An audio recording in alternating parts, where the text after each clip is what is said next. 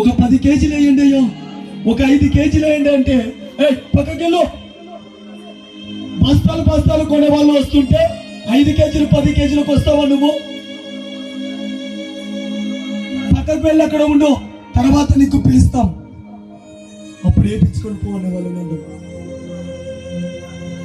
ప్రభు నన్ను ఎత్తి పడుకో ప్రభు, నన్ను బలపరచు ప్రభు అని నేను ప్రార్థించేవాడిని.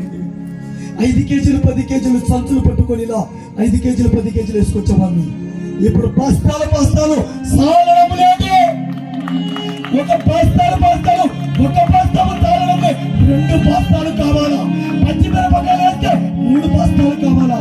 పచ్చిమిరపకాయలు 10 కేజీలు కొనేవాడిని, బెండకాయలు 10 కేజీలు కొనేవాడిని. ఈ పొద్దు 10 కేజీలు కాదండి. కర్నూలుకు వెళ్ళాలంటే